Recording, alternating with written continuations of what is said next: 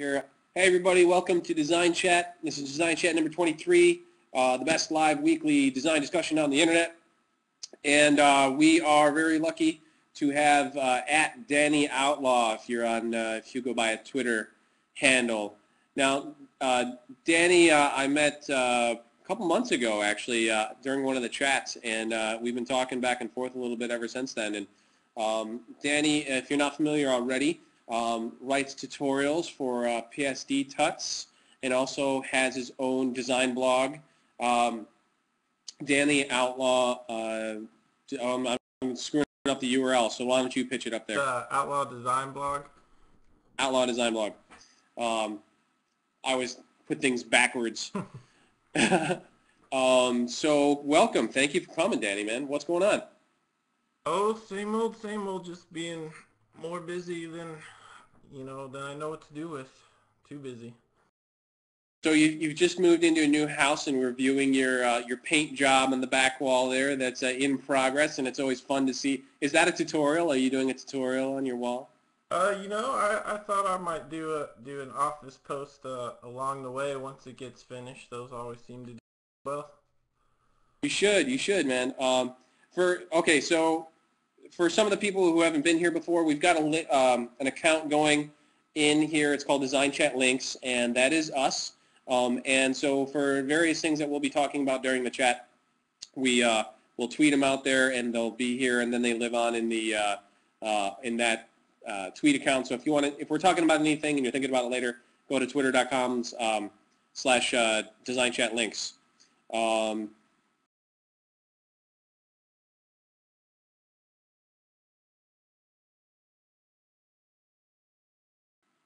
So watch for that.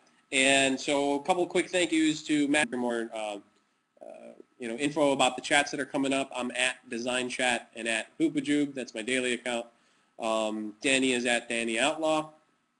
And yeah, so we finally hooked it up and got Danny on here. And a couple of things I want to talk about tonight, Danny, are, and you're free to bring up anything you want, are the tutorials that you write. When did they start? Why don't you give us a little bit of the story, the back history of what was the first tutorial you wrote and how did it take off, and how did your relationship with PSD Tuts start? Well, let me clear up one thing. I don't actually write any tutorials for PSD Tuts. I'm sorry. Yeah, I do them on Outlaw Design Blog, but not on PSD Tuts. I do all of like the web roundup articles that they do. Like recently we've been doing all the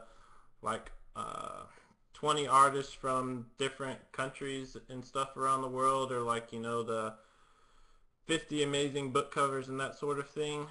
That's what I've been doing for PSD Tuts. And then, like I said, we just started doing the podcast stuff. And as far as tutorials go, I really only recently started doing them on Outlaw Design Blog, and they're kind of hit or miss, just because like if you notice the first few that I've done, they were all kind of real like grungy looking, I guess. Like I did a Planet Terror movie poster and some other stuff like that, and they're hard to do, not necessarily to do the tutorials, but man, you look at websites like PSD Tuts and stuff that just have endless amounts of them, and you're like, oh, I could do that, and maybe you can for like the first 3 or 4 that you do, but then you just start running out of ideas, because it seems like everything that could be done has been done, and you don't want to just be doing another tutorial for the sake of doing a tutorial. A lot harder than you think. So when you put out one of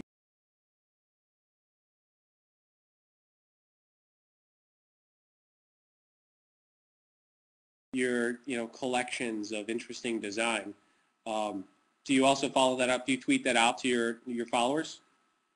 I do. Are you hearing me? Yeah, I lost you there for a minute, but yeah, I tweet them out to my followers and stuff, and I do all that kind of marketing. Probably the one thing that I don't do enough of, and that I definitely need to do more of, is I'm terrible at going back and commenting on stuff, you know, like after I post a tutorial or article or roundup or whatever, I almost never go back and comment on anything or read comments just because, I don't know, maybe it's because I'm lazy, or maybe it's the fact that I have content going out across, you know, 5 different websites at any given time, so it's hard for me to just follow up and keep track of everything, you know. And I mean, I know there's a lot of people that do a lot of things and manage to keep up with that stuff, but I just do so much that it seems almost impossible. And that's one thing that I just don't do enough of, is going back and commenting on stuff and getting in conversations over the comment. It one of the trends that I see on Twitter for designers and creative types, at least, are that um, there, these lists are very popular. And if somebody puts out a list of the coolest, 50 coolest book covers, it gets retweeted like crazy. So we've got all these creative types out there who are probably working or at work, and they see this link, and you get to kind of scroll through it and hopefully see a description of everything, and it turns into this, like, it's like design porn. If you look for it, there's a constant feed of inspiration. And like Abduzito just joined the chat here, he puts out a daily inspiration, for designers and creative types. And it just seems like there's an endless sea of it out there. Do you find that you get lost in it at all, or is it overbearing at times? Yeah, it's hard to just come up with the ideas for it, because like you said, there's just so many people doing it and posting those sort of things now. And that's like you said, as soon as you see one of those chats or one of those things on Twitter, that it just gets retweeted constantly. And so it's a big way to get traffic to your site, a nice big traffic boost. And so everybody's doing it. And the thing is, like I said, it's hard to get the ideas for new stuff on a regular basis, because you don't want to just copy what somebody else is doing. I think that's the problem with what a lot of the smaller blogs do, is they'll see something that I write or see something on Smashing Magazine and be like, oh, I can do that. And so they really just say the same thing a different way, and then it kind of almost litters the community with the same stuff. Is there a way to battle that? It's really, the best thing I can say is to just kind of brainstorm with somebody else if you can, because like that's where a lot of the ideas and stuff for the Tuts Plus roundups come from, is just back and forth with the editor. Or if you see a cool idea, try to find a way to narrow it down, like, rather than you see all these roundups of, like, 100 cool looking websites, big deal, I've seen that a million times. But and people seem to think that having a higher number has more to do with how much traffic you get. But like I said, 100 websites, I've seen that 1,000 times. I did a post a while back that was 20 websites that were all iPhone app websites, and it was only 20 websites, but it was narrowed in, it was specific. It was about a certain type of thing, and that one went viral almost instantly. I don't know what you call the front page of Stumble, but it got the Stumble effect to it too, and it was a short list, but it was a narrow and unique. That's one thing that really going to make those sort of things kind of. Do you think that that's going to slow down at all? Do you think? All right, we're going back and forth a little. No, you're fine. I think we're back. Do you think that's going to slow down at all? Do you think it's going to like, we're going to see a peak of traffic for those types of lists, and it's going to become so saturated that people are just going to be bored with it, and it's not going to pull the reaction that it is anymore.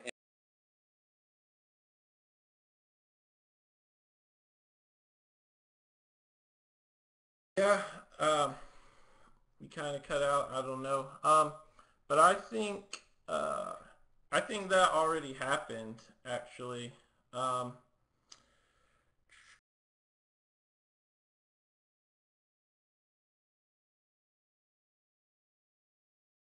um, I don't know if you guys can hear me, but I'm just going to keep talking. And Uh, and when that happens, what takes its place? We out? all right. Yes? No? We back? I think we're having some Okay. technical difficulties here. All right. Everybody So else just says they hang can in hear there me. for a minute, folks, while it syncs. We might need to refresh. Go ahead. So yeah, as far as that peaking out goes, um, actually, in my opinion, I think it already did. Probably a year or so ago. You know, like Smashing Magazine. I Oh, came we just out. clicked back in. There we go. Sorry Um, about that, everybody. So yeah, I mean, I like I said, I think it peaked out a while back. Because after Smashing Magazine kind of caught on, and some of the earlier design blogs out there, like myself and kind of some of the other mid-sized ones, um, I don't want to sound conceited or anything, but I think those earlier design blogs kind of started the trend, and then you see all of these, like almost immediately after, all of these other smaller subpar design blogs all started doing what I said before, just kind of doing what they saw the other websites doing. And for a while there, it got real bad, and to the point where even a post on Smashing Magazine, or one of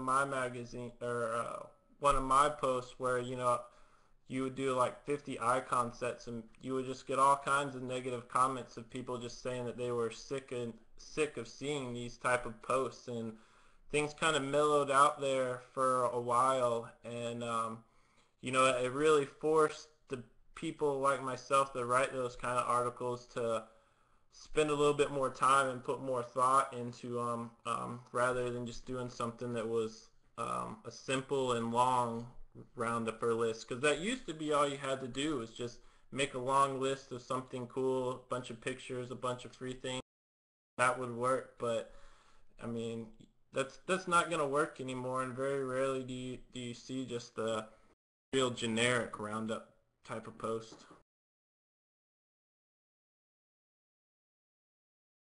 I saw one of your posts not too long ago that was talking about creating some sort of passive income. Is that was the first time I saw that term? Is that a term that you came up with? And where did that come from? And what's your sort of belief system behind that? No, I mean, it's definitely not something that I came up with. But it's definitely something that I'm all about, and try to do and work in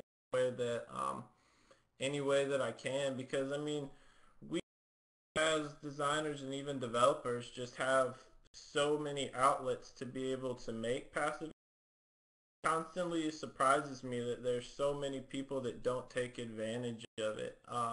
And all of these Why don't you premium define it for the people who have never heard of it before? Passive income is, really just doing something where you make something once, and then it automatically, resells and consistently makes you money over time without you having to do anything else. And like the premium WordPress themes that you see out there now are a perfect example of that, because you make these themes once, and then you're constantly selling them forever and ever at 50, 70, $100 a pop, but you're not having to do anything anymore. Like Woo themes, that whole It's business kind of is. like the digital age. It's kind of like the digital age of just sales, where like if you made a T-shirt before, you made a cool T-shirt design, you've got to print, how many number of them, and then sell them. And in a way, that's sort of passive income too, because once your work is done, the T-shirts sit there and sort of sell themselves. But now you take the T-shirt, now it's a digital T-shirt, it's a background or it's a poster that you could download, and then they can download it as many times as they want, and it'll never run out. So the passive income really comes into play when some sort of creative venture is turned into digital. Is that Yeah. right? Yeah, and I mean that's the thing about everything being digital, like, during doing the themes or posters or whatever, is just because you have such low overhead involved with that thing. I mean, you can pretty much spend as little money or as much money as you want. If you didn't want to spend any money but wanted to kind of start breaking into the passive income route, you could start selling stuff like on Graphic River and ThemeForce and marketplaces like that. If you go that route, obviously you're going to see um, smaller chunks of money at a time, but you have practically no overhead involved in that. Or you can kind of do it yourself, like O-Box themes and like how Woo themes started and that sort of thing. So it's going to cost you a little bit more money to get started. You're probably going to have to spend some money on, but you're likely to see greater chunks of money at a time doing that. I mean, themes aside, I think that there's so many other ways for designers and developers to make passive income. And like I said, it surprises me that more people don't take advantage of it. Like developers can always offer hosting or site maintenance or things like that. A premium support feature that you could sell to your web design client where, for $10 a month that anytime they have a question, you'll give them a call back rather than just, doing some um, support back and forth, that kind of thing. Designers have endless ways to kind of tap into that revenue stream. They can just make PSD files of their web designs and sell them. They can make graphics and this, that, and the other. I mean, there's so many things, and it just, like I said, surprises me that more people don't take advantage. So you definitely live in the world of self-employed entrepreneurship. You found a way to make money by designing things and writing about the things that you love. Um, is that the setup that you've always had? Have you ever worked in house or for an agency or something like that, or have you always been freelance? And are you still do freelance on the side? I mean, what's the percentage there of what you're doing? Um, well, I've never worked in-house or anything. In all honesty, in my since I was 14, I've had um, two real jobs that were just lame real jobs, and then I do whitewater rafting in the summertime, and I used to work in Alaska in the winter, and so for a couple of years I didn't really do anything. Um, What were but you doing in yeah, Alaska? I did the rafting in the summertime and then raced sled dogs in the winter in That's Alaska. crazy. Yeah. That's Um, awesome. but I mean, I guess my goal my whole life is just to never have a real job, and so that's pretty much how my life has been for, I guess, the last 7 or 8 years. So And it's working out. You're finding different venues. You're finding different ways to make money by staying at home but yet working as a creative digital designer and putting your content out there and surviving on it. yeah, and I mean, I don't consider what I do work by any means, just because I enjoy everything I do. But yeah, I mean, it's supported me for the last couple of years. I mean, made enough money with it to be able to buy a new house. I mean, I'm definitely getting by and not struggling doing it, so I can't complain.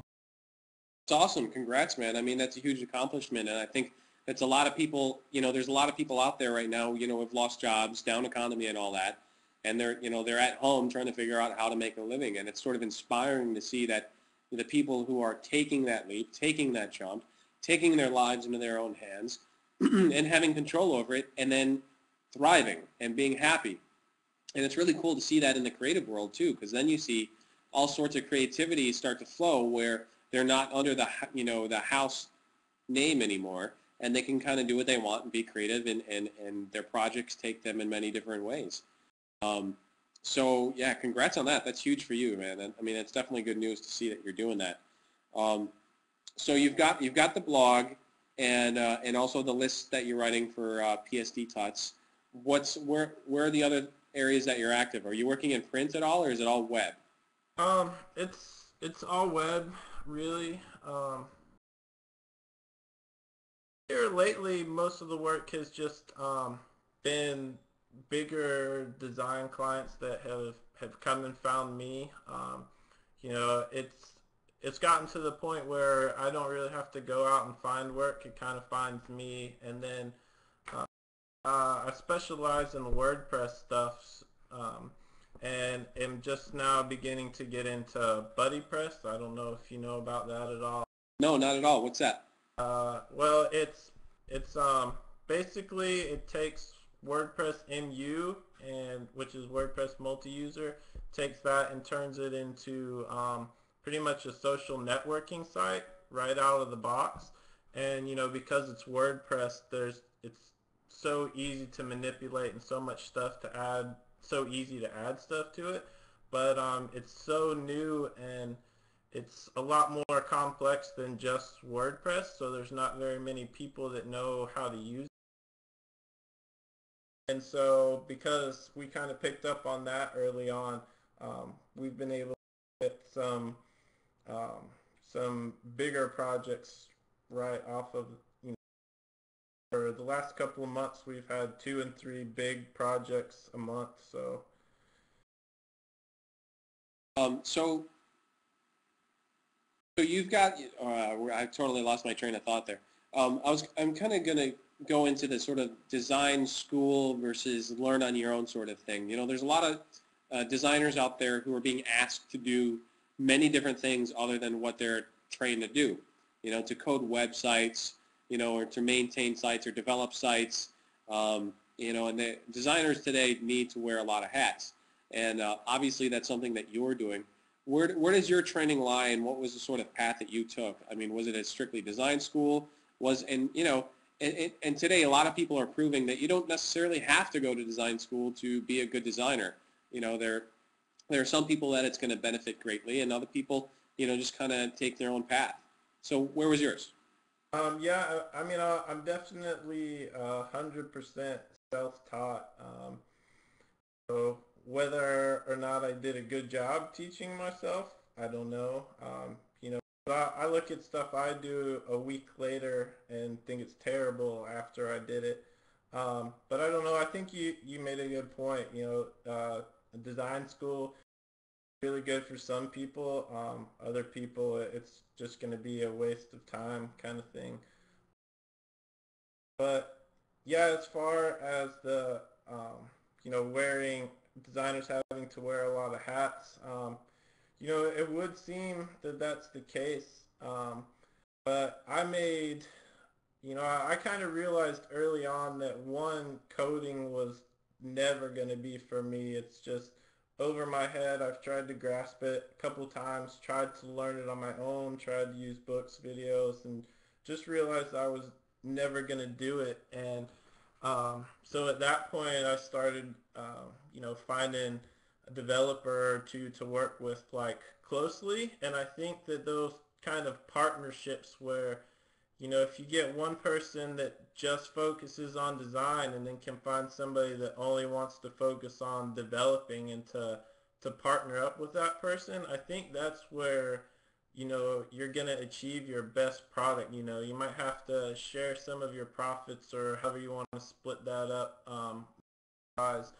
But I found that after, you know, I kind of said, okay, I'm going to have to pay somebody else to code or to do this, that, and the other, that one, it just took a huge weight off my shoulders knowing that I wasn't going to have to worry about that. And two, you know, it gives me more time for the design work knowing that I'm not going to have to factor. Kind of gone off topic a little bit. It's okay. Actually, your audio was just jumping out there at the last second there. So again, I just totally lost. I'm trying to. This is always a cool learning experience because there's so many things to listen to at once. I'm like having a conversation with you, but I'm also like completely intrigued and watching what everybody's saying here in the chat room. You're actually getting requests for people to redesign their site as we go here. Yeah, I can't even look down there. I'm too ADD that if I look down there, I'll get all caught up on it. Can't do it. So for everybody who's in the chat right now, it's awesome that you guys are here tonight. We're going to do another 15 minutes or so of conversation, then we'll open it up to Q&A with the audience. So we'll just keep on rolling here. So DesignChat is definitely a venture, that so if you haven't been here before, I'm an art director from outside of Chicago. I work 9 to 5 in an agency, and I do this on the side. So this is one of those things where I kind of realize that, like you were saying earlier, there are so many different ways to communicate and to talk to people. And I was seeing that designers on the web so far, there's some successful blogs and that sort of thing, but designers seem to be fickle with where they go. So I was like, how can I get involved in that? And I stumbled onto a number of things, and a number of lucky things happened to me. And here I am every week. I'm talking to some interesting person in design somewhere, and then everybody gets to come and talk to it. Oh, I got a screensaver. Thanks, Captain. It's just a logo. You're not missing anything. So this has been a really cool venture. If anybody was watching tweets last week, I was at CUSP Conference '09, and that was in Chicago, and it's run by Samana Mason. I happen to be sitting at Samana Mason right now. Very cool design group in West Dundee, Illinois. And let me tell you, CUSP turned out to be one of the coolest networking experiences I've ever had. And because of that, and because of the time I spent there, we are going to be pretty much booked for the next 2 months with interesting people who happen to either be at CUSP or actually presenting and talking. So it's definitely worth a look. If you can get there next year, by all means, it's one of the coolest things I've ever been involved in. CUSP, if you don't know anything about it, it's about the design of everything. So it's a designer conference, but they bring on all sorts of people who can either talk about design or have interesting experiences that designers can relate to. So very cool stuff there. So a couple notes next week, and I'll say this again at the end of the chat. We're going to be talking to Michael Leibowitz.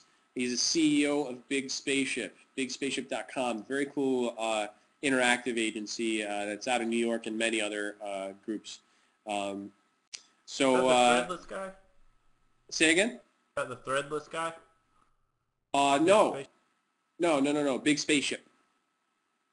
Sorry, the threadless. Oh, the threadless guy just started a business called Spaceship Collaborative. Oh, okay. Yeah, different thing, different deal. But a lot of the things Threadless are doing are very cool also, and who knows? I'd like to talk to that group for sure too. And some other things that are happening. I know some people. I've got 5 or 6 DesignChat shows that need to be uploaded right now, and it's just been really crazy. And we're trying to work out a deal where we get into iTunes and all that sort of jazz. So please be patient. All of it's coming. It's all recorded. It's all still there. And it's going to be served up to you guys really soon.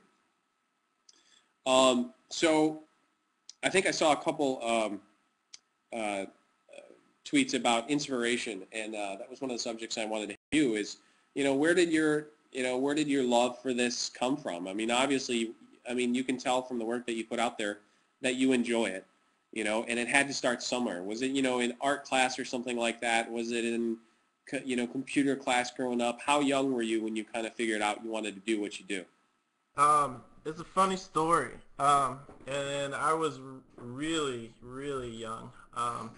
When it pretty much, there were 2 pivotal moments that I would say that this started. And one was when my dad brought home our very first computer way back in the day, with the 5-inch floppy drive and dot matrix printer and crappy clip art program, and I used to sit there in that clip art program and make out signs and cards and stuff, and then print them out and color them in with marker. And I even to this day have this sign that I made on that computer and hung up on my bedroom door that had my name and said graphic design business on it. And we're talking about when I was in 3rd or 4th grade.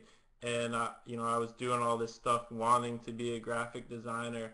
And the cooler part to that story, at least I think, is when I was a kid, I was definitely in elementary school. It was either fourth or fifth grade.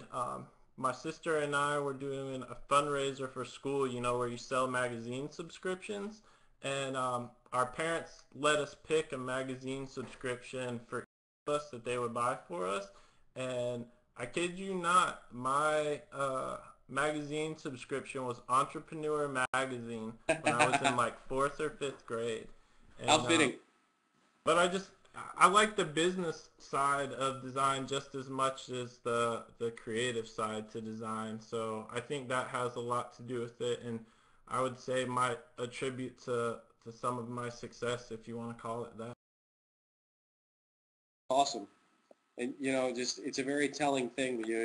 It's interesting to see how many things you can see, from a kid, in their personality and what they're doing, and how that sort of takes off as they grow up. So past, present, future, what's going on? What are the next ventures for you, and where's your design life taking you? Oh, there's no telling with me. Like I You said, can't tell or you won't tell? well, a little bit of both, I suppose. Yeah, I definitely have something secret in the mix. But Don't tease us. aside from that, there's no telling. Just because I'm one of those people, like I come up with ideas for businesses or websites every day, and it seems like I probably own 30 domain names for things that I think would work well, but it's just one of those it takes money to make money kind of things, and finding the time to do it. So there's no telling. One thing that I am trying to put all the content together for is I'm working on like a, a paid membership website about freelancing abroad, where it would basically be, you pay like a one-time lifetime fee, and get, I don't know, like 3 months worth of like text and lessons and audio files and stuff that kind of teach you everything you need to know about working abroad, moving abroad, finding clients while living somewhere else, and that sort of thing. And then it would have a members only community forum, and I would do a webcast once a month and some other things here and there. But basically it would just be about teaching freelancers how to work and live abroad, because I don't know if you know, but I just recently moved back from Costa Rica, where I lived for a year and worked down, constantly getting emails from people asking me how I did it, what planning was involved in this, that, and the other. And I didn't realize, I knew that was something a lot of people wanted to do, but I didn't realize people had that many questions about it, kind of thing. And so that's kind of where the idea for that site came. But there's a lot of content involved in that one, so it might be a while before. Abdizito in the chat room just said he'll help you out with the Brazilian section. So how long were you in Costa Rica? How long did you live there? Are you actually from there? No, I'm from Florida originally, but no, my wife and I just moved down there for a year, just cause, really. We were living in North Carolina at the time. I was working at the National Whitewater Center up there for a year, and then, like I said, our lease was up, and we just decided that we were gonna move to Costa Rica for a year, and went up down there on vacation for a month before, because she had never even been to Costa Rica. And so we went on like a month-long vacation to kind of check out the place and see where it was we wanted to live, and ended up living in this cool place that I had been to a couple times on the Caribbean side, called Puerto Viejo. And yeah, it was cool. Rode bikes to work every day. Worked from the, let's put it this way, the internet cafe that I worked at was pretty much just a thatched hut on the side of the road, and like right across the street was the beach, and right behind me was the rainforest, and like the Why did you table. leave? Well, we had to come back to get married, and then just never went back. The internet cafe is too funny, man. It was, like I said, it was just a little thatched hut is an overstatement. It had like a thatched roof and then maybe like a knee-high thatched wall around it.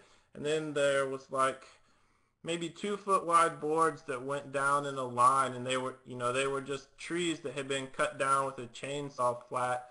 And all of the chairs for the longest time were just tree trunks that had been cut, and that was the internet cafe. That's insane. Um, so I think it cut out a little bit when you were saying, so you moved back from there and you're where now? I'm currently in Atlanta. Atlanta. Hmm.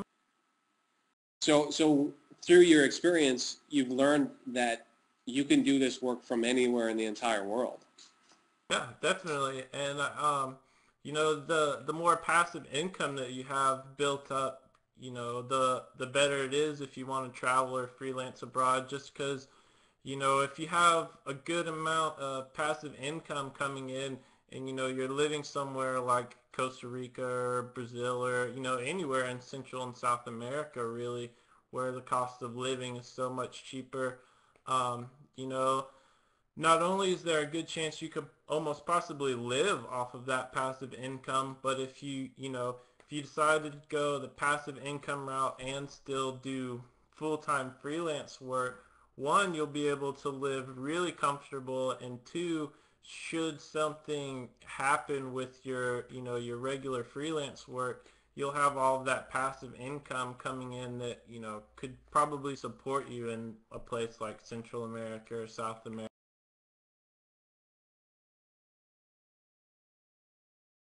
We lost our feed again. Oh, are we good? Okay, we're good. All right, so we're nearing the end of the chat here, so let's open it up to the audience and do a little Q&A. So if you got a question, throw it up there, and if we miss it, just keep on throwing it up there. We'll get back to you. And also a reminder, we do this every week. Go to designchat.info for more information.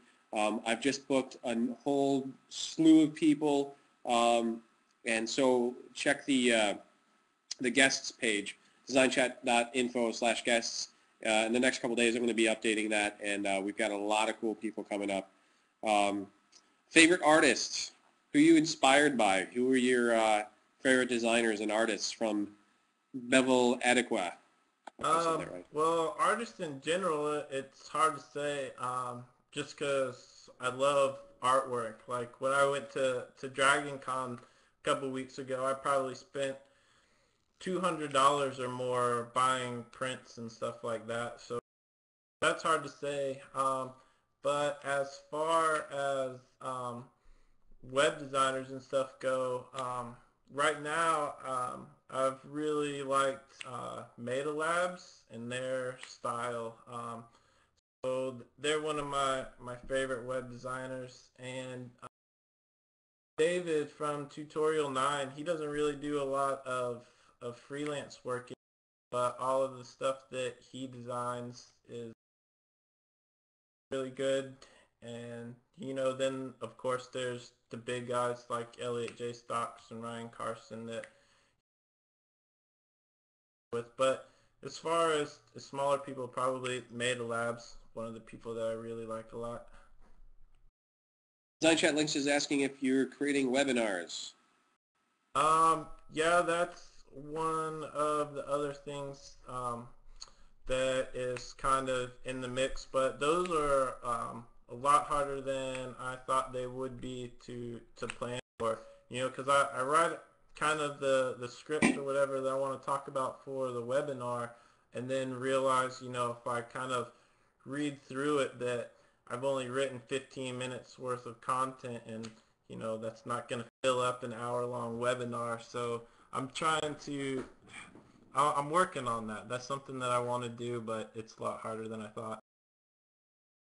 How far away from actually launching that do you think you are? I'd say for the beta one, if you want to call that, I've got probably 45 minutes, 30, 45 minutes worth of content.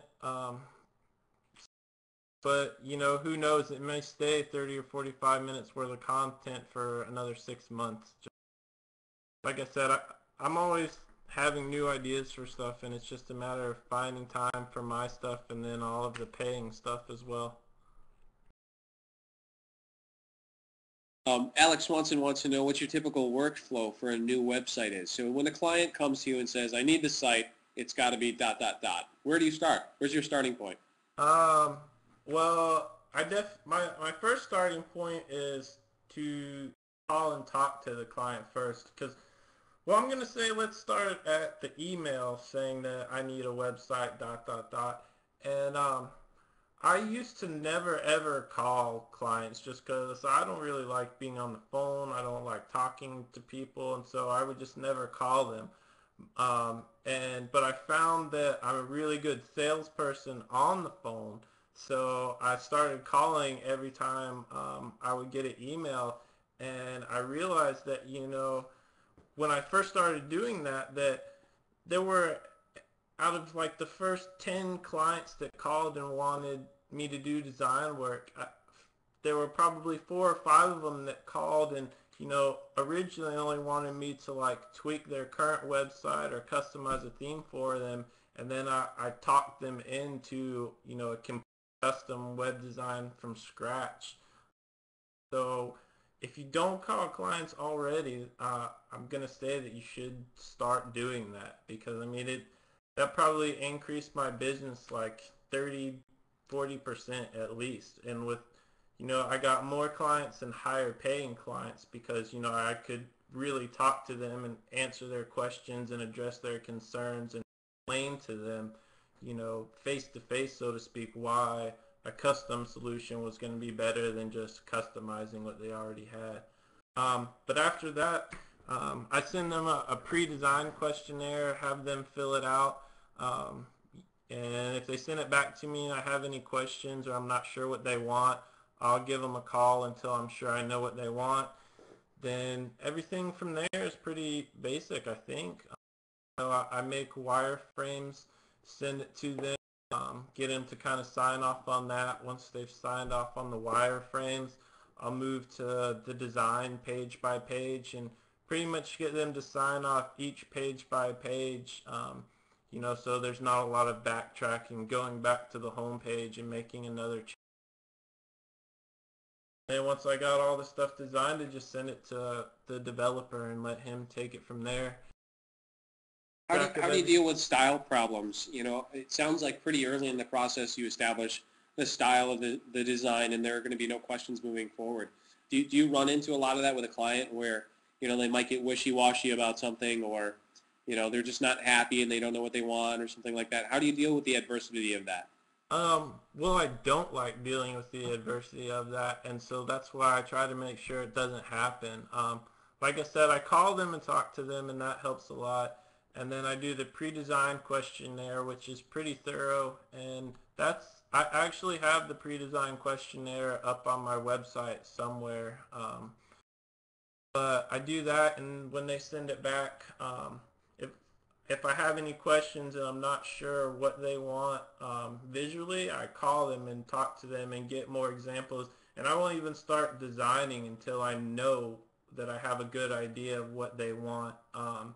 And I try to keep it from not happening. Like I said, I'll do the mock-ups, the wireframes or whatever, and have them sign off on those.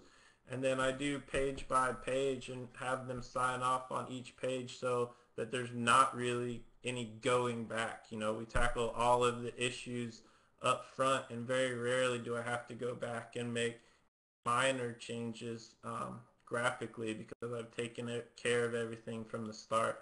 Because I hate that, when you do a design and then you do the home page and you get through all the content pages, and then they come back and try to come up with new ideas that they want added or changed to they want to do that after they've signed off on something. It's in the contract that they're going to have to pay for it. So, but usually I can talk them out of it or convince them that, you know, why we should just stay with what we have already, at least for the time being. That's a whole nother story, I guess. Somebody earlier asked, how do you feel about Helvetica? And that's a whole subject we can open up, is typography in general. And, you know, where do you start with your typography? And are there some trends that you stick to? Or, you know, is it client-specific for you? Is it, you know, to solve a problem? Where do you start? I'm the last person in the world that should answer that question. I'm terrible with typography, really. You know, everything that I do is just kind of anything as far as typography goes. It's just because it looks good. I mean, I can't tell you anything about kerning or typefaces or anything like that. So That's good. Stay innocent. You know. I'm definitely not a typography snob by any means. Somebody had tweeted out in my tweet deck. I always keep a column for typography, so anybody who tweets anything about typography, I always see it. And somebody put something out there today. I can't remember who it was, and I shouldn't even give them credit. It's something to the effect of, "Who the F cares about typography?" And I responded back like right away. I was like, "Well, anybody who can read should care about photography." I saw that. And no response yet. I'm really interested to see what I get back from that. It's, you know, it's probably, you know, some frustrated kid, you know, who's in, you know, classes right now and is having trouble with it and just kind of started a vent and caught my eye. But okay, so Garific asks Danny, do you find it challenging working alone? What are the challenges there, and what do you like? Well, I guess by working alone would be working at home, because I mean I don't work with anybody like in the office, so to speak, but I work with other people virtually, you know. But as far as working from home goes, I guess the hardest problem is just you know, staying motivated and not being distracted, you know, because you know sometimes you just get tired of looking at a design and you know you need to just get bored with it, or you don't feel like working, and you know I can just go downstairs and play Halo if I want to, and you know sometimes it's hard not to do that. But as far as working with people virtually, the hardest thing is just I used to have a buddy that lived in Indonesia that I worked with, and the hardest thing with him was that really the only way that I could get a hold of him was through email, which is always a drawback. You know, it was hit or miss if I could try calling him, but his internet connection was never good enough to be online to like instant message and stuff, so it was always just email. And things are going wrong, that is definitely not the best form of communication. Other than that, I mean, I don't mind working alone, working at home. Never done it any other way, so I can't really tell you. Um, so some people were asking what kind of project you had in the background. We said earlier he's painting a wall there, which is going to be a magnetic wall. What's going on the magnetic wall? I think everyone wants to know. All that $300 worth of art I bought at Dragon Con, because I have tons and tons of prints and have never hung them up because I'm too cheap to go and get them all framed, because framing is just but you know, I don't want to like tape up or tack up all these prints because some of them are signed and limited edition and stuff. And somewhere I read that they had magnetic paint, and I said, no way. And sure enough, they did. And so this whole wall is going to be magnetic paint. And what's cool about it is it's black when it comes out of the can, but you can just paint over it with regular paint, so it would match the rest of the wall colors. But then I figure the magnetic thing will be cool because it can constantly change and evolve, if you will. If I get bored with a piece, I can take it down. If I get a new What's your most prized possession as far as your prints go? Can you show it to us? if you wanted to wait a second because it's downstairs, but it's a really, really cool picture. Um, there, uh, it might be on my Facebook. How Really about cool. this? How about this? After the chat and after you got some time and that you finish the wall and you put up all your posters, all your prints, do just take a little photo of it, make sure it lit right, and then tweet it out and put the hashtag DesignChat on there so everybody can look for that. All right. It's really cool. What it is, like I'm real big into like toys and Nightmare Before Christmas and all that, like comic book and um, all that kind of stuff. And there is this artist that's at Dragon Con every year, and he draws like the Nightmare Before Christmas people, but then puts them in like other, like he does Jack Skellington as Jack Sparrow or as Sweeney Todd and stuff like that. Oh, that's crazy. And he happened to have this picture, a black and white picture that he did, and it was Jack and Sally getting married, and it had like the mayor was marrying them, and uh, my best friend, who was my best man, went and like found that picture at Dragon Con and asked the guy if he would like color it in for us, and so like the artist colored it in and everything, and like my wife, she has a tattoo of Georgia on her forearm, and like he drew her tattoo on the picture. I'm gonna link it real quick. Um, but yeah, it's really cool because it was made especially for us by the author and or by the artist and everything.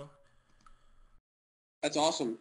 If anybody out there is into comics at all, and we've hit that subject a number of times already tonight. Not too long ago, we did a chat with Paul Jenkins. He's a writer for Marvel Comics and has done a lot of amazing work. If you're into comics at all, definitely look up Paul Jenkins. He's put his career sort of started with Teenage Mutant Ninja Turtles and getting them off the ground. So you can imagine where it's gone from there. So that's one of the chats that I'm going to be posting very soon on designchat.info, and hopefully iTunes also will be in the iTunes Music Store as a podcast. A couple things I want to mention really quick. I do this show completely for free. As of, so far we've had little to no advertising. I mentioned things like Cusp Conference. I'm at Smata Mason. They've helped me out a great deal. There's no way this podcast would happen without Smata Mason. Follow them on Twitter at Smata Mason, and we're putting that out. And definitely check out Cusp Conference. Hopefully they're going to be putting out some of the cool content that happened at the conference last week. Cool, man. Danny, thank you so much for coming on. It was a pleasure to talk to you. I can't wait to see the things that you're doing in the future with your new products that are coming out.